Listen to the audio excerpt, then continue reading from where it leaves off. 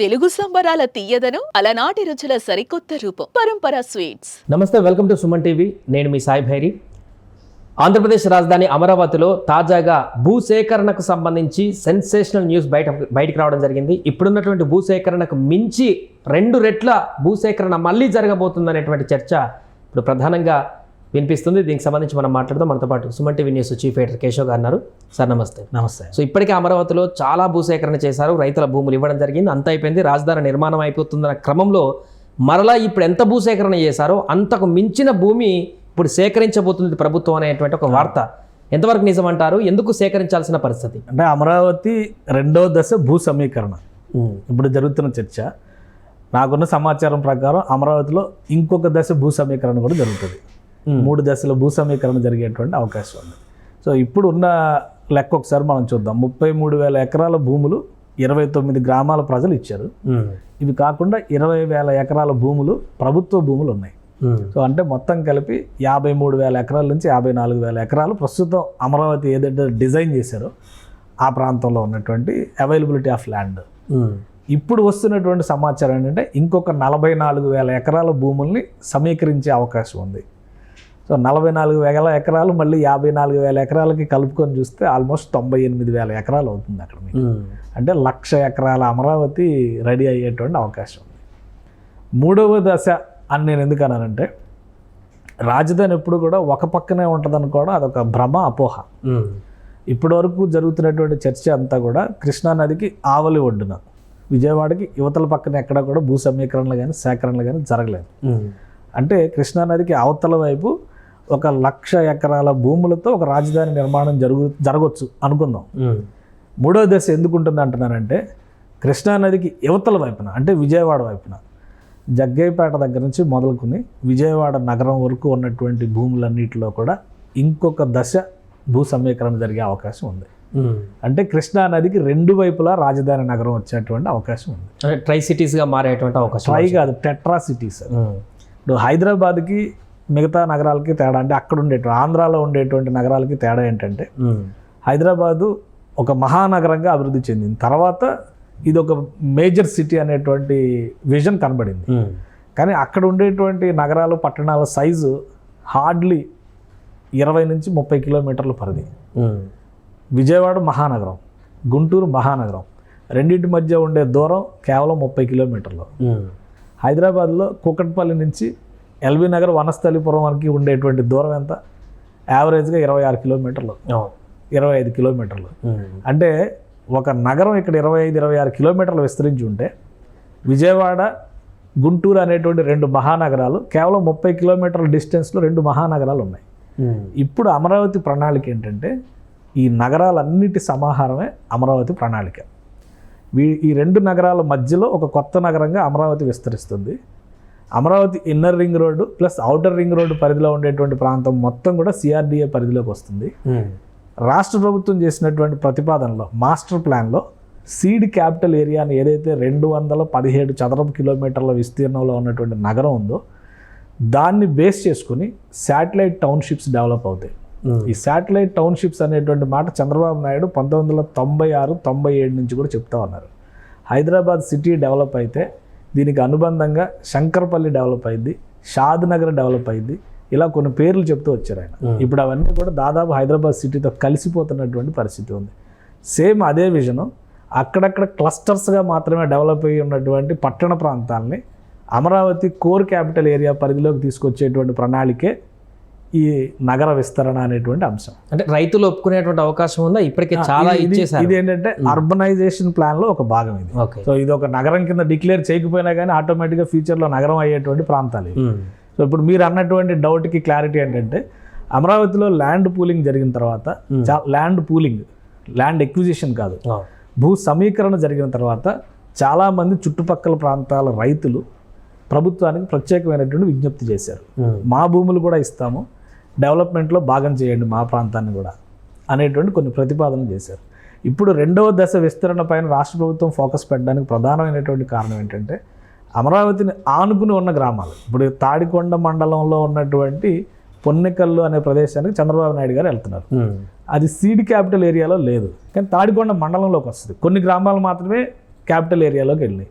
ఇప్పుడు అలాంటివి ఆనుకుని ఉన్నటువంటి ప్రాంతాల్లో చాలా చోట్ల మేము భూములు ఇస్తాము అని స్వచ్ఛందంగా రైతులు అప్రోచ్ అవుతున్నారు ప్రభుత్వాన్ని. కూటమి ప్రభుత్వం ఏర్పడిన వెంటనే ఈ ప్రతిపాదనలు కూడా వచ్చినాయి. వీటిని పరిశీలించిన తర్వాత భవిష్యత్తులో అమరావతికి ఇప్పుడు ఏవైతే ల్యాండ్స్ వచ్చినప్పుడు 1 ఎకరం భూమి ఇస్తే అందులో దాదాపు 600 నుంచి 700 గజాలు ప్రభుత్వ పరిధిలో ఉంటున్నాయి. 400 గజాలు ఎవరైతే ల్యాండ్ ఓనర్ ఉన్నారో వాళ్ళకి డెవలప్ చేసిన ప్లాట్ రూపంలో రాష్ట్ర ప్రభుత్వం ఇస్తుంది. ఓకే. ఒక నివాసయోగ్యమైన ప్లాట్ ఉంటుంది, మళ్ళీ ఒక కమర్షియల్ స్పేస్ కూడా అందులో ఇస్తున్నారు. ప్లస్ ఈ క్రమంలో ఈ డెవలప్మెంట్ ప్రాసెస్ జరిగేటువంటి క్రమంలో కౌలు కూడా ఇస్తుంది రాష్ట్ర ప్రభుత్వం.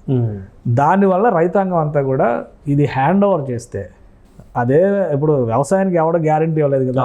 ఇప్పుడు ల్యాండ్ లాక్కున్నారు కానీ ప్రతి ఒక్కరు బావురుమని ఏడుస్తే ఏం చెప్తున్నారంటే వ్యవసాయ భూములన్నీ తినేస్తున్నారు, మింగేస్తున్నారు, బకాసులు వస్తున్నారు, ఇట్లాంటివన్నీ చెప్తున్నారు. అదే ఎకరం పొలంలో వ్యవసాయం చేసిన రైతు నష్టపోతే భరోసా ఇచ్చేవాడు ఎవడో? ఏ రాష్ట్ర ప్రభుత్వం ఇచ్చింది? ఎవరైనా కానీ కూటమి ప్రభుత్వం అయినా మోడీ గారి ప్రభుత్వం అయినా కొంత మెరుగుదల చూపించి ఉండొచ్చు గత ప్రభుత్వాలతో పోల్చి చూస్తే. ఆ ఆందోళన, ఆ భయం అనేది రైతాంగాన్ని ఇప్పటికీ వెంటాడుతుంది. సో అది దృష్టిలో పెట్టుకొని రేపు అమరావతి అనేటువంటి ఒక నగరం మహానగరంగా రూపాంతరం చెందినప్పుడు మా భూములు కూడా ఇస్తే మేము కూడా బాగుపడవచ్చు, మా పిల్లలు కూడా బాగుపడవచ్చు అనేటువంటి సంకల్పంతోనే చాలామంది రైతులు పాజిటివ్గా ఉన్నారు. ఇప్పుడు భూ సమీకరణ అనగానే వెంటనే ఒకేసారి వెళ్ళి వీళ్ళు అక్కడ నుంచి కనుచూపు మేరలో కనపడ్డదంతా మాదే ఆక్యుపై చేయడానికి అవకాశం లేదు. గ్రామ సభలు పెట్టాలి, గ్రామాల అభిప్రాయాలు తీసుకోవాలి, మెజారిటీ ఎంతమంది ఇవ్వడానికి సిద్ధంగా ఉన్నారు, అవైలబుల్ ఉన్నటువంటి ల్యాండ్ ఏంటి, వీటన్నిటిని ఒక ప్రాసెస్లో ముందుకు తీసుకెళ్లేసరికి 6 నెలల నుంచి సంవత్సర కాలం పట్టేటువంటి అవకాశం ఉంది. కానీ ఇప్పుడు దీన్ని అడ్వాంటేజ్గా తీసుకొని కొన్ని సోషల్ మీడియాలో 44,000 ఎకరాలని మరలా కూటమి ప్రభుత్వం తీసుకోవడానికి ముందుకు వస్తుందంటూ ప్రశ్నించడం కానీ కొన్ని ఆపోనెంట్ కామెంట్స్ కూడా చేస్తున్నారు. అలాంటి వాళ్ళకి ఇది ఒక అడ్వాంటేజ్గా మారుతుంది. ఖచ్చితంగా మారుతుంది. ఇప్పుడు హైదరాబాద్ నగరం 600 చదరపు కిలోమీటర్ల విస్తీర్ణంలో హైదరాబాద్ నగరం అభివృద్ధి చెందింది. రేవంత్ రెడ్డి గారు 30,000 ఎకరాలతో ఫ్యూచర్ సిటీ కడతాను అంటున్నారు. మీకు ఎందుకు అవసరం లేదు కదా, మీరు కట్టమాకండి అని చెప్దామా? డెవలప్మెంట్ ఎలా వస్తుంది? మనం ఇంట్లో కూర్చుంటే డెవలప్మెంట్ రాదు కదా. ఒక ఇంత పెద్ద నగరం ఉన్న తర్వాత ఇంకా ఎగ్జాంపుల్ ఒకవేళ బీఆర్ఎస్ వాళ్ళు వ్యతిరేకిస్తున్నారు అందాం అనుకుందాం. కేసీఆర్ గవర్నమెంట్లో ఏం డెసిషన్ తీసుకున్నారు? గచ్చిబౌలిలో స్పోర్ట్స్ కాంప్లెక్స్, అంత పెద్ద స్పోర్ట్స్ సిటీ ఉంటే షామీర్పేటలో ఆయన స్పోర్ట్స్ సిటీ నేను కడతానని చెప్పారు కదా. 100 ఎకరాలు దానికోసం కూడా సర్వేలు జరిగినాయిగా. North real estate, north Hyderabad real estate పెరగడానికి అది బీజం అని కూడా చాలామంది మాట్లాడారు కదా. అంటే అభివృద్ధి అనేది దానికి ఎండింగ్ ప్రాసెస్ ఏమీ లేదు.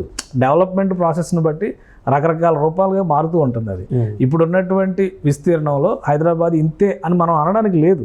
ఒక 20 ఏళ్ల క్రితం హైటెక్ సిటీ అనేటువంటి నమూనా వచ్చిన తర్వాత హైదరాబాద్ ఇంత పెద్దదైందా అనేటువంటి ఆలోచన మనకు వచ్చింది. రేపు ఫ్యూచర్ అలానే మారేటువంటి అవకాశం ఉంటుంది. ఒక మహానగరం అనేది అక్కడ లేదు కాబట్టి ఇప్పుడు అక్కడ ఆ ప్రణాళిక అమలు అవుతుంది. ఫస్ట్ ఫేజ్కి వాళ్ళు 3 ఏళ్ళు టార్గెట్ పెట్టారు. ఈ భూ సమీకరణ, భూసేకరణ, ఈ చర్చలు, సంప్రదింపులు జరగడం గవర్నమెంట్లో ఏదైనా ప్రొసీజర్ ఉంటుంది. అంతెందుకు చంద్రబాబు నాయుడు గారు అధికారంలో రాగానే 9 నెలల్లో మనం గృహప్రవేశాలు చేయాలని చెప్పన్నారు. ఎందుకు చేయలేకపోయారు?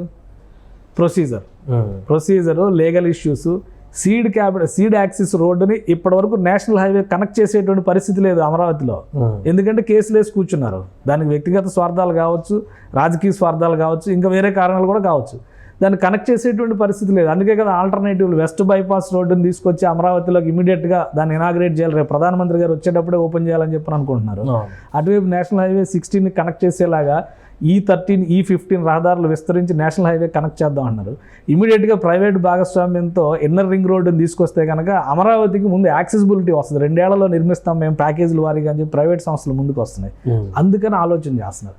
కాబట్టి డెవలప్మెంట్ అనేది ఫ్యూచర్ని ఆధారం చేసుకుని ఉంటుంది. ఇప్పుడు ఉన్నటువంటి పరిస్థితుల్లో ఇంకొక ప్రశ్న కూడా రావచ్చు. అక్కడ 3 పంటలు పండేవి ఉన్నాయి, 4 పంటలు పండేవి ఉన్నాయి, కాబట్టి ఇవన్నీ నాశనం అయిపోతాయి. ఇప్పుడు అవన్నీ కూడా స్టెబిలైజ్ చేస్తూ ఉంటున్నారు కదా. పోలవరం వస్తే రేపు నీకు ఆయకట్టు పెరుగుతుంది, ఉత్తర ప్రాంతంలో ఆయకట్టు పెరుగుతుంది, ఇటు గోదావరి కృష్ణా బెల్ట్లో ఆయకట్టు పెరుగుతుంది, రాయలసీమలో స్థిరీకరణ జరుగుతుంది. కాబట్టి వ్యవసాయానికి ఇతర మార్గాలు పెరుగుతున్నప్పుడు రాజధాని విస్తరణ, ఒక నమూనా రాజధాని నిర్మాణం అనేది అదేమి ఒక దుస్వప్నం అయితే కాదు. అందుకని ఒక ఆలోచన ప్రకారం వెళ్తుంది. రాజధాని ప్రాంతంలో ఉన్నటువంటి ప్రజలు కూడా దానిపైన ఆసక్తి చూపిస్తున్నారు. వాళ్ళకి ఇండివిజువల్గా బెనిఫిట్ ఉంది. రాష్ట్ర ప్రయోజనాలకి సంబంధించినటువంటి అభివృద్ధి నమూనాలు అందులో ఉన్నాయి. వీటన్నిటిని దృష్టిలో పెట్టుకుని మరొక దఫా భూసేకరణ అనేటువంటి ప్రణాళికను ఈ రోజుకి జరిగేది కాదు అది. ఎందుకంటే ఏదైనా ఆర్బిట్రేషన్, సంప్రదింపుల ద్వారానే జరుగుతుంది. చంద్రబాబు నాయుడు గారు అమరావతి అనేటువంటి ఒక ప్రాంతాన్ని రాజధానిగా డిసైడ్ చేసిన తర్వాత భూ సమీకరణ చేయడానికి దాదాపు 1.5 సంవత్సరాలు పట్టింది. ఇప్పటికి కూడా 37,800 ఎకరాలని రాజధాని ప్రాంతంగా రాష్ట్ర ప్రభుత్వం ఆ రోజు నోటిఫై చేస్తే ఇప్పటికి 3,000 ఎకరాల భూమి 33,000 ఎకరాల భూములే ఇచ్చారు. ఇంకా 3,600 3,700 ఎకరాల భూములు ఇవ్వలేదు. ఎందుకంటే రైతులు మేము ఇవ్వమని చెప్పారు. ఇప్పటికి కూడా వాళ్ళతో చర్చలు జరుపుతున్నారు. సో అందుకని ఇది ఏదో ప్రజాస్వామ్య పద్ధతిలో జరిగేటువంటి ప్రణాళిక, ఉద్దేశపూరితంగా మేము మాకు కావాల్సిందే అని కబ్జా చేసేటువంటి ఎత్తుగడైతే కాదు. అటువంటి ప్రయత్నాలు చేయడానికి అవకాశం లేదు. ల్యాండ్ పూలింగ్కి ల్యాండ్ ఎక్విజిషన్కి ఉన్నటువంటి తేడా అది 2013 చట్టం ప్రకారమే చేస్తున్నారు. ఒకవేళ నష్టాలు ఉంటే కనుక రైతాంగం ఇవ్వడానికి సంసిద్ధత వ్యక్తం చేయకపోవచ్చు. నేను చెప్తున్నాను కదా, 3వ దశ కృష్ణానదికి యువతల వైపు జగ్గైపేట నుంచి విజయవాడ వరకు కూడా భూ సమీకరణ జరిగేటువంటి అవకాశం ఉంది. ఆ ప్రాంతాల్లో కూడా కొన్ని సర్వేలు జరుగుతున్నాయి నాకున్న సమాచారం ప్రకారం. కొంతమంది అధికారులు ఆల్రెడీ ఆ ప్రాంతాల్లో అవైలబిలిటీ ఆఫ్ ల్యాండ్, ఎందుకంటే రివర్ ఫ్రంట్కి ఒక సైడ్ టూరిజం అని చెప్పని పెద్ద ఎత్తున డెవలప్ చేసి రెండో సైడ్ మురికివాడలను వదిలేయడానికి అవకాశం ఉండదు. అవతల సైడ్ కూడా డెవలప్మెంట్ చేయాలి. సో దీనికి తగ్గట్టుగా అక్కడ నగర విస్తరణ జరగవచ్చు, ప్రణాళికలు ఉండొచ్చు, ప్రభుత్వ కార్యకలాపాలు ఉండొచ్చు, ప్రైవేట్ భాగస్వామ్యాలు ఉండొచ్చు, టూరిజం రిసార్ట్స్ డెవలప్మెంట్ కూడా ఉండొచ్చు. అందుకని రెండు వైపులా ఇటువైపు కూడా జరిగేటువంటి అవకాశం ఉంటుంది. Right sir. అది మొత్తానికి అమరావతిలో ప్రస్తుతం మరొకసారి ల్యాండ్ పూలింగ్కి సంబంధించినటువంటి అంశం చర్చనీయాంశంగా మారింది. ఇప్పటివరకు అమరావతిలో ఎంతవరకు భూసేకరణ చేశారో అంతకు మించి మరలా 44,000 ఎకరాల వరకు కూడా సమీకరించబోతుంది ప్రభుత్వం అనేటువంటి అంశం అయితే ఇప్పుడు వైరల్గా మారింది. దీనికి సంబంధించి రైతులతో సంప్రదింపులు జరిపి ఎంత మేరకు సేకరణ చేస్తుందనేది చూడాలి. సుమన్ టీవీలో మీ పర్సనల్ అండ్ బిజినెస్ ప్రమోషన్స్ కోసం కింది నెంబర్కి కాంటాక్ట్ చేయండి.